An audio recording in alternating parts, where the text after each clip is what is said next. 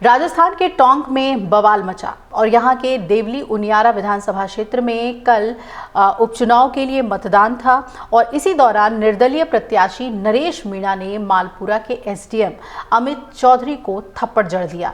ये थप्पड़ कांड ही इस बवाल की जड़ है। राजस्थान प्रशासनिक सेवा अधिकारियों के संघ ने नरेश मीणा की गिरफ्तारी की मांग की है। वहीं मीणा ने प्रशासन को चुनौती देते हुए गांव में धरना दिया था। उन्होंने अपने समर्थकों से बड़ी संख्या में लाठी डंडे लेकर समरावता गांव में इकट्ठा होने के लिए कहा ताकि प्रशासन पर दबाव बनाया जा सके। अब नरेश मीणा की गिरफ्तारी के लिए सरगर्मी से तलाश हो रही है और नरेश मीणा फरार बताया जा रहा है। अब आइए आपको बताते हैं कि कौन है अमित चौधरी। अमित चौधरी राजस्थान प्रशासनिक सेवा के अधिकारी हैं। वर्तमान में टोंक जिले के मालपुरा में एसडीएम पद पर नियुक्त हैं और अमित चौधरी राजस्थान में साल 2019 बैच के आईएएस अधिकारी हैं। उनका जन्म 14 मई 1992 को हुआ। अमित चौधरी मूल रूप से अलवर के रहने वाले बताए जा रहे हैं और मालपुरा टोंक में एसडीएम बनने से पहले अमित चौधरी झालावाड़ के मोहनपुरा और डूंगरपुर कई जगहों पर उनकी पोस्टिंग रही है। नागौर में भी वो एसडीएम रहे हैं। राजस्थान की देवली उनियारा विधानसभा सीट पर कल जब उपचुनाव के लिए वोटिंग किया जा रहा था तो इस दौरान निर्दलीय प्रत्याशी ने चुनाव ड्यूटी पर तैनात अमित चौधरी पर हाथ उठा दिया।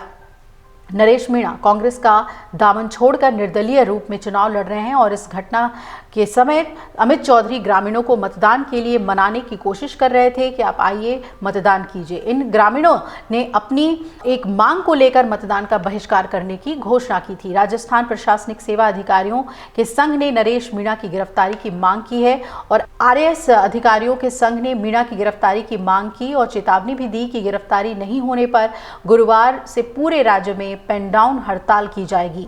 वहीं मीणा ने प्रशासन को चुनौती देते हुए गांव में धरना दिया और अपने समर्थकों से बड़ी संख्या में लाठी डंडे लेकर गांव में इकट्ठा होने के लिए कहा ताकि प्रशासन पर पूरी दबाव बनाया जा सके। अब बताया जाता है कि विधायक प्रत्याशी नरेश मीणा के उग्र समर्थकों को काबू में करने के लिए ही 5 थानों की पुलिस को बुलाना पड़ गया था, लेकिन पुलिस भी मीणा के समर्थकों के आगे बेबस नजर आई थी।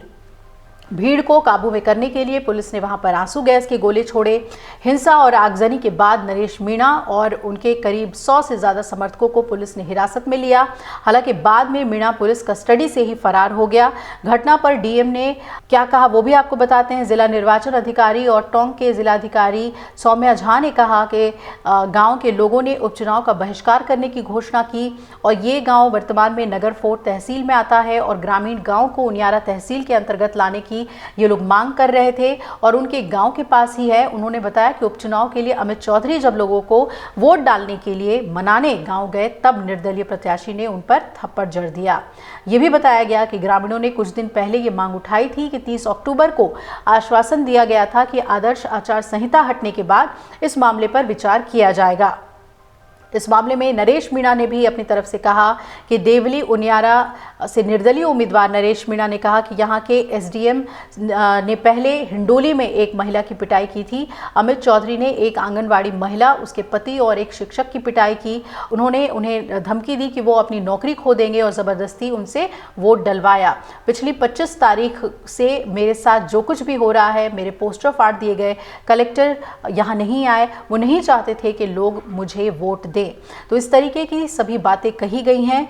क्या कुछ इस पूरे मामले के बाद अब पुलिस की ओर से कहा जा रहा है, सुनवाते हैं आपको। देखिए, समरावता जो ग्राम पंचायत है उसमें ग्रामीणों के द्वारा मतदान का बहिष्कार कुछ कारणों के द्वारा किया जा रहा था। उसकी समझाइश के लिए एसडीएम साहब, तहसीलदार साहब, एडिशनल एसपी, बाकी भी जो मुलाजमान थे, ऑफिसर्स थे, वो मौजूद थे। उनकी समझाइश कंटिन्यूसली की जा रही थी। लेकिन इसी बीच जो इंडिपेंडेंट कैंडिडेट हैं नरेश मीणा, उनके द्वारा मतदान केंद्र के अंदर भागते हुए आए और उन्होंने जो एसडीएम जो एरिया मजिस्ट्रेट थे यहाँ पे, उनके साथ मारपीट की।